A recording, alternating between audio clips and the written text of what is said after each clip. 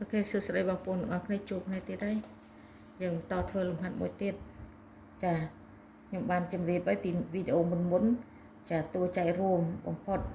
đây một phay muối sam pram năng ha của mùi ở lấy nhằm một bay cái ta và thom rồi hái ở lời ní video đấy dừng rùm khá nia từng bầy ok chân dừng miến một phay muối chà lồm tốn dừng đá một phay muối hái sam pram chà sam pram chàต่อមកទៀតឡូមួយទៀតយើងដាក់56ចា56ចាអូខេតមកទៀតយើងរកតួចែកចាយើងមើលតួចែករវាង21 35ហើយនឹង56ចាយើងមើលរកតួចែកអញ្ចឹង21ចែកដាច់នឹង2ទេអត់35ចែកដាច់នឹង2ទេអត់56ចែកដាច់នឹង2ទេបានប៉ុន្តែម្នាក់ឯងមិនអាចចែកបានទេអញ្ចឹងយើងយក3ចាំមើល21ចែក3បានទេ21ចែកនឹង3បានចាអញ្ចឹងយើងបានចុះ35ចែកនឹង3បានទេ35មាន5មាន35មាន3ប្រហែលដងបើចែកបានណាចាអញ្ចឹងយើងយក3ឧទាហរណ៍ថា3អញ្ចឹងណា35មាន3ប្រហែលដង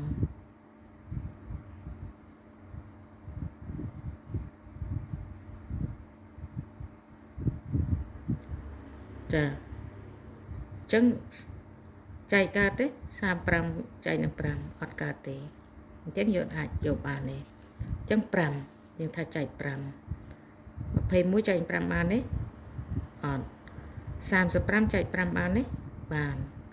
ចុះ56អត់អញ្ចឹងយើងយក7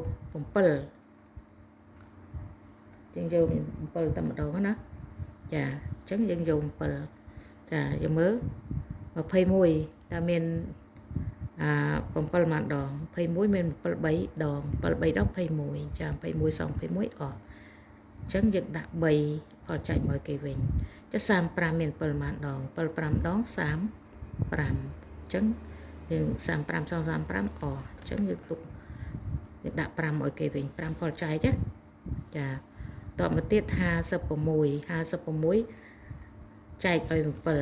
56មាន7ប្រមាណដងមាន7 8ដងចា7 7ដង42ចាអញ្ចឹងយើងសម្អាត56ចេញទៅយើងដាក់8ចារុញក្រោមកម្ម3ក្រោមខាងក្រោមទាញតម្លាក់ខាងលើមកវិញអញ្ចឹងយើងមើលផលចែករវាង21 35និង56ចា21មាន3ផលចែក3ហើយ35ផលចែកវា5ហើយ56ផលចែកវា8ចាអញ្ចឹងចុងក្រោយតួចែករួមធំរបស់21 35និង56គឺ7អូខេអញ្ចឹងវីដេអូនេះមានតែប៉ុណ្្នឹងឯងអរគុណបងប្អូនទាំងអស់គ្នា